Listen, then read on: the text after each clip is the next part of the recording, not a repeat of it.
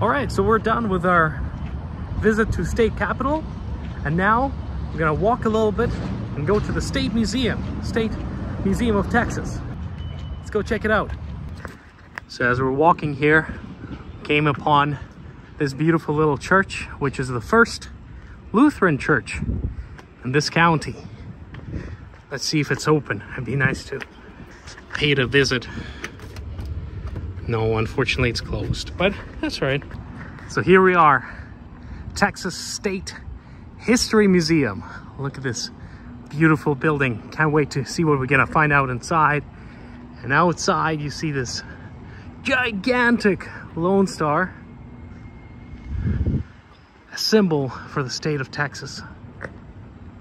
All right guys, we're inside the museum, and it's such a unique looking one. So this history will overlook all of the ages, the prehistoric history, the Spanish history, the Anglo-Saxon history, to the modern day. So we're gonna learn a lot. Let's go. As you can see, there's some native art portrayed here. For example, this clay pot is made 1,200 years ago by Caddo people. Look at this.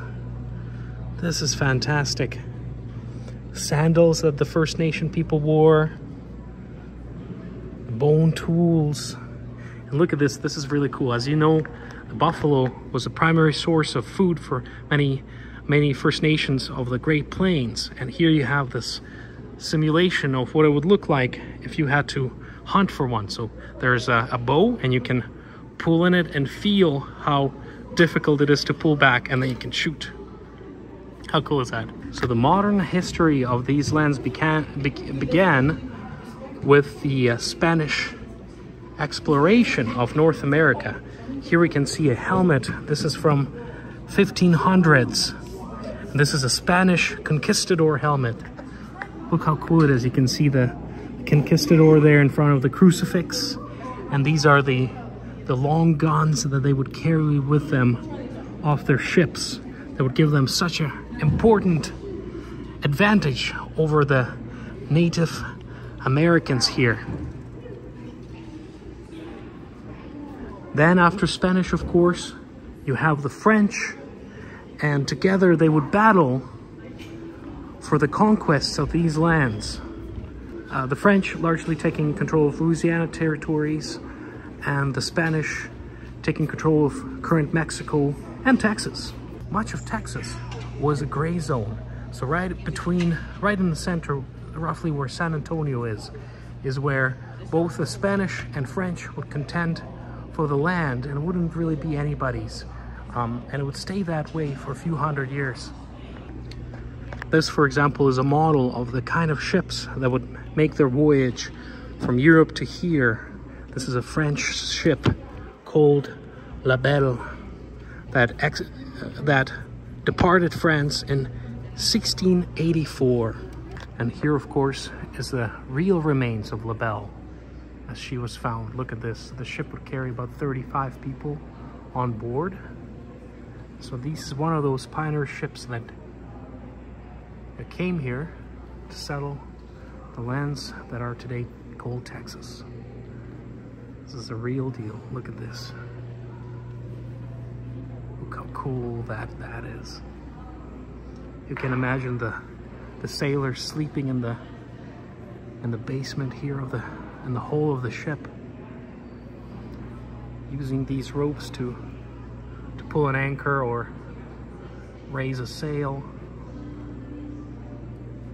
hold provisions of water and scarce food that they would have for this month-long voyage. This is fantastic. Look at that. And this is what was found in this ship, La Belle. As you can see, the cannon balls and ammunitions and the remains of old guns. You know, not much is left, but you can sort of see what they sort of looked like. You know, some spears. Here's the cannons, remaining of the cannons. Grains, glass beads, sorry. So cool. Wow, plates for the crew. And you know, here's a history like many others that just portray how harsh the living conditions were of these early colonists. For example, here, Fort St. Louis.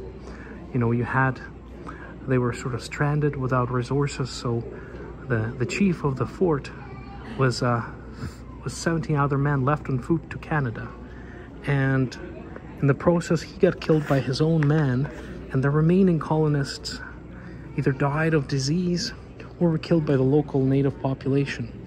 And the reports say that only 6 children were spared and adopted by the tribes, by the Native American tribes here. But, you know, basically all of the colony perished, and this is the remaining cannon from that fort. So look at this impressive ship, this LaBelle ship. You know, it looks like it sank in the process of its voyage, and when it was excavated, the archaeologists found a skeleton of 2 men, this one being in his 30s or 40s. This is his skull, so it was found on the ship. Look at that, some poor fella that perished in these dangerous voyages from Europe to North America. And of course, whenever Spain colonized something, they brought with them the priests. Here specifically, the Franciscan friars were instrumental, and this is what a Franciscan friar would look like. So then they would organize missions and churches in this new Spain territory, and this would be the tools that they would be carrying. This is a typical cross that would date to the 1700s, and this would be the cross that these friars would carry with them as they met the local tribes and converted them into Christianity. This is fantastic to look at this. This is just a bell from one of these mission churches that were established by Spanish here in the lands of Texas. Yeah, look how cool this is. So here's a spur from the Spanish colonial era. So this dates to 1685. So this would be war by the conquistadors on their horses as they went on their conquest of the North America in the name of the King of Spain.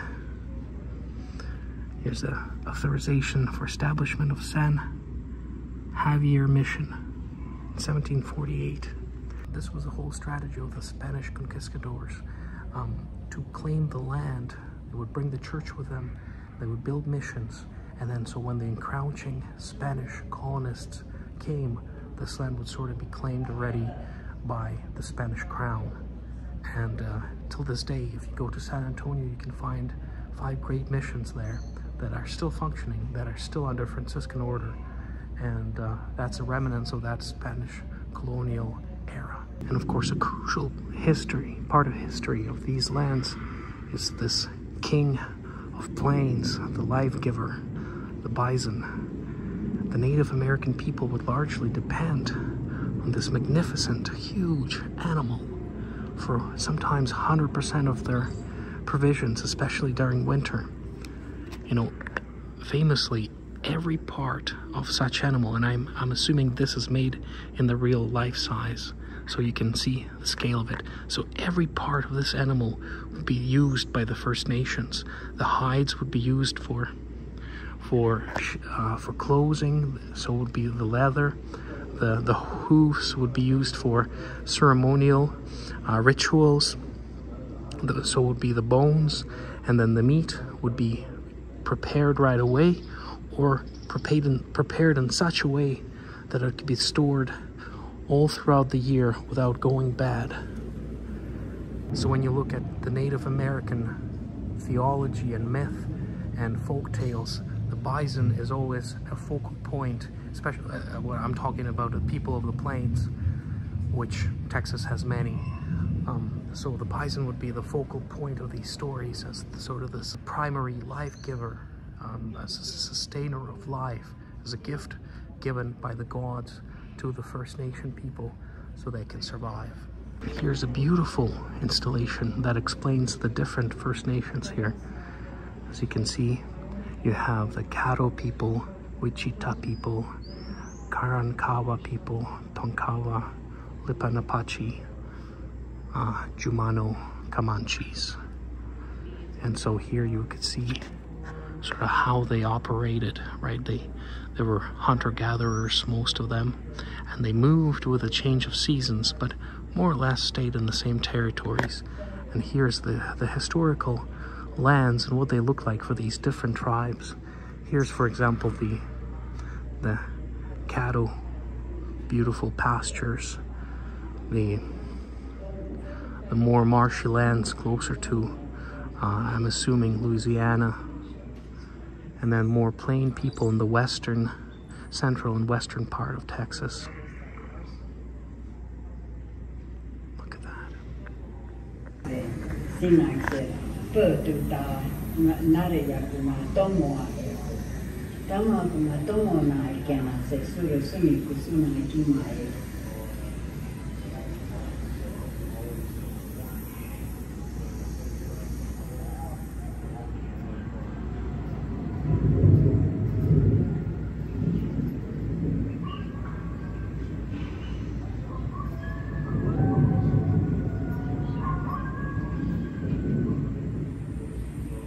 Let's look at here. So for hundreds of years, these territories on which Texas stands today belonged to the Spanish crown. And then around 1810, almost all Spanish colonies in this part of the world declared their independence, and so did Mexico. And so in 1810, the War for Independence started in Mexico against Spain. And the war would go on for 10 years. It was a bloody war, but the consequence was the independence and formation of the Mexican Republic. And so with that, the territories like Texas and the current day Mexico became independent. And so here's sort of the background of what was happening in the world at the same time. So in 1763, with the Treaty of Paris, France abandoned its want for colonies in North America, and most of French's territories were passed on to the Great Britain. Then, a few years later, in 1776, the American colonists declared their independence from the Great Britain and became a separate nation, the United States of America. But then, when Napoleon came around, as you can see, he forced the Spanish to return these lands back to France, Louisiana. But then just 3 years later, French lost Louisiana to America through a purchase. As you can see, there's a lot of turmoil happening in these lands. Then fast forward, you have a treaty between Spain and Britain abolishing the slave trade. Adams-Onis Treaty between the United States and Spain gave Florida to the United States and established the Sabine River as the border between US and New Spain. Here's a map that sort of shows you very well how the land was divided. As you can see, this is what Mexico used to look like. So present-day California, Texas, Arizona, all of these territories were once a part of Mexico, and so was Texas. As you can see, Texas would be right here. But it found it very hard to control these territories because predominantly people living there were sort of quote-unquote illegal colonists from the United States of America. And that would lead to the future conflict. So basically the situation that the American colonists found themselves here in the Mexican lands of Texas was that, you know, they weren't quite represented well in the Mexican government, and they were pushing for more rights. They wanted to stay within the framework of Mexico, but they wanted this territory of Tejas to have more sovereignty. And so initial people that pushed for more rights, like Austin, they were quite okay with staying within Mexico. It is with the arrival of newcomers that came largely after 1833, like Sam Houston, that the sentiment changed. People wanted to get more independence, complete independence from the Mexican government. And so with that, the drive for independence and the conflict started. Initially, the president of Mexico at the time, President Santa Anna, was quite friendly to Texas. But since coming to power, he changed his mind almost 180 degree turn. And as a result, he started imposing the Mexican rule of law on the colonists, which sparked a lot of anger. Now, the first battle of Texas Revolution was the Battle of Gonzales, and what you're about to see is a scene from that battle. There's some folks that stole a cannon from a nearby Spanish fort. They made a flag with words that say, "Come and take it," which is an ancient saying going back to the Battle of Thermopylae between Leonidas and Xerxes. And it was also used during American Revolution, and then made its appearance here in 1835. In the Battle of Gonzales. I have a video on this, and the link is below. You can check out more about the real cannon. Well, and of course here you have the Declaration of Independence of Texas as a nation from Mexico. This is the historical document that started it all, the great break from Mexico. Here's, of course, the famous Battle of Jacinto that we saw in Houston there. So this is sort of what it would look like, the mayhem of the battle. After where the fate of the state of Texas was sealed with the victory and capture of Santa Anna. This is one of the swords used in that battle of Jacinto. This is really cool. So as the movement grew, a new constitution for Republic of Texas was written. And here's one of its drafts, a real original draft. Look at that. How cool is this? And so with its new independence, Texas decided to join the states, and in 1846 it did so. States welcomed it into its states family, but Mexico was like, hey guys, what the heck? This is not right. Like, this was a rebellious region, we want it back. And so the United States and Mexican War began. It began on 1846 and would end in 1848. So for 2 years, United States and Mexico fought with these disputed lands. As a result, it was a decisive victory for United States. Mexico would end up ceding most of its lands in the north to the United States, including Texas. This war would take away lives of 40,000 people, but would bring gigantic swaths of land to United States. Here's the territories that were ceded by Mexico to United States. As you can see, this yellow part was ceded by Mexico in 1848, and then this disputed part was also ceded after the war ended in 1848. And of course, all of this became the current United States of America, and it is still till this day. So this border that you see on your maps today is that result of the USA-Mexican War that happened in 1846 to 1848. This is also very unique. So while fighting the Mexicans, the United States government also fought the native tribes. This right here is a treaty stone from 1850, and this basically concludes the battles that natives and Americans had between each other, and with a concession by the natives to move to certain locations and not war with the American government. So how cool is that? And with Texas now being a part of the southern states of the United States, it flourished. Its economy was booming, predominantly its cotton and sugar plantations. The somber part, of course, is that it was largely driven by the enslaved population, so Black Americans. And so this would come to a crushing end during the Civil War. Against the ravages and destruction of an insolent foe who was moving to invade the South. All conversation on every side pertained to war and incidents and hopes and fears connected therewith. The question of, are you going to the war, was rarely asked. To be sworn into service for 12 months, or for 3 years, or for during the war, with a unanimity never surpassed, a shout unheard of before. That whole body of men shouted, "For the war! For the war!" J.K.P. Blackburn, Texas, 1861. When General John B. Magruder came to Austin, they gave a big dinner for him and scoured the city for turkeys. I had a lovely turkey hen named Nellie that I had raised from a weekly poult. I loved that turkey as devotedly as a boy loves his dog. Well, they came to Mother's and bought all of her turkeys, my Nellie among them. Well, I was away at the time. When I came home and found my Nellie gone, my grief was perhaps unreasonable, certainly unpatriotic. Mother thought I would be proud to contribute my pet for so brave a soldier. Not I.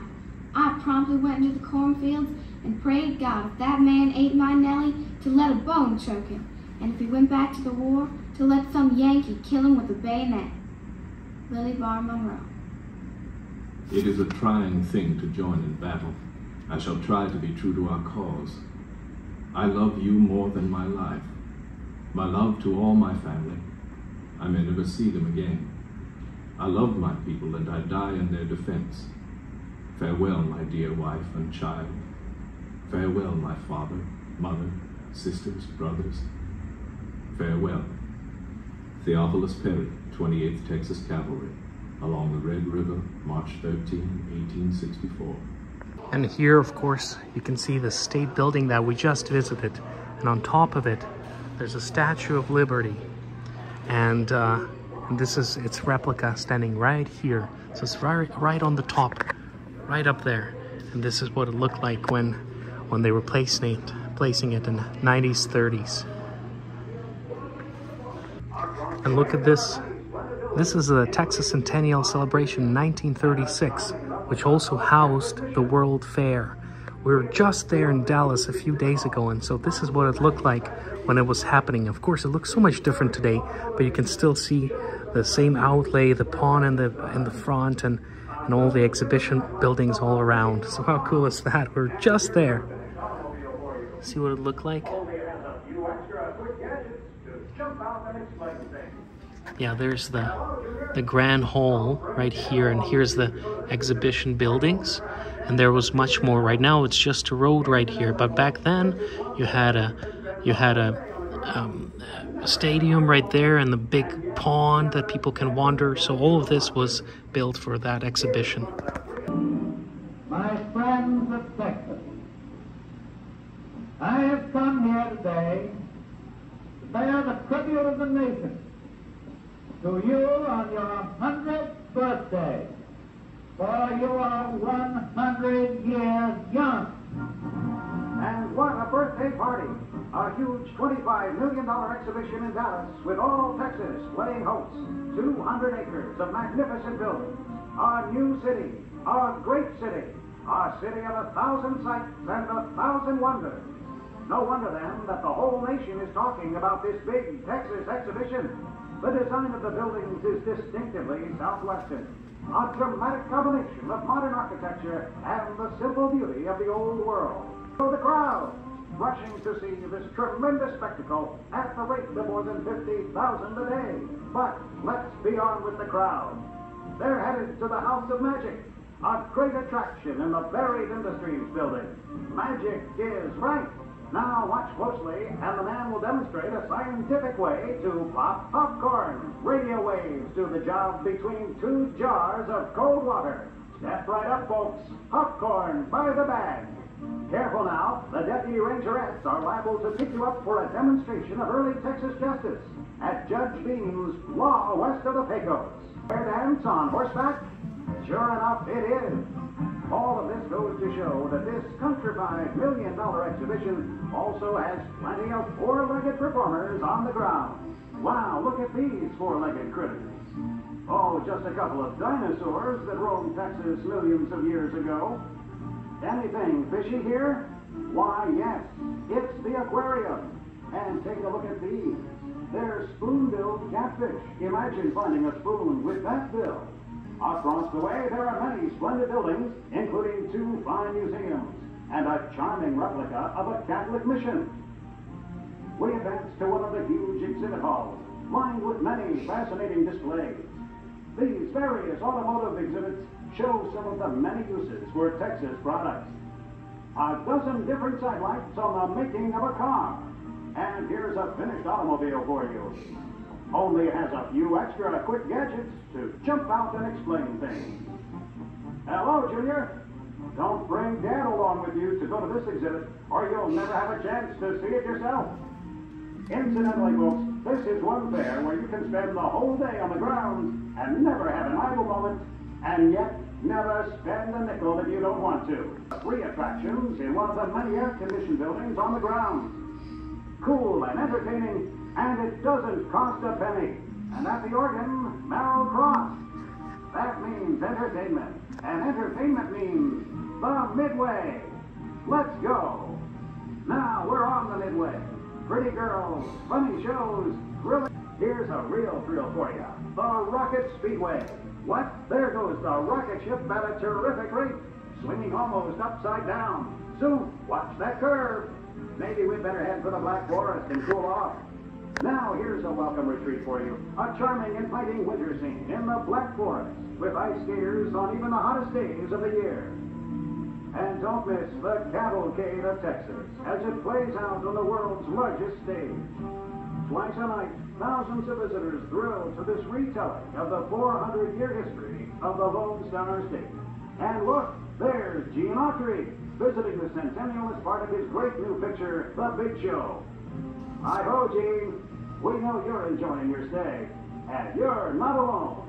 To see the Texas Centennial Exhibition at its best, see it at night. A thrilling, spectacular display of colorful lights you will never forget. Here's what one visitor had to say. This great Centennial Exhibition is meant for Texas alone, the people of all the other 47 states as well. And I hope and I believe that they will take full advantage of it.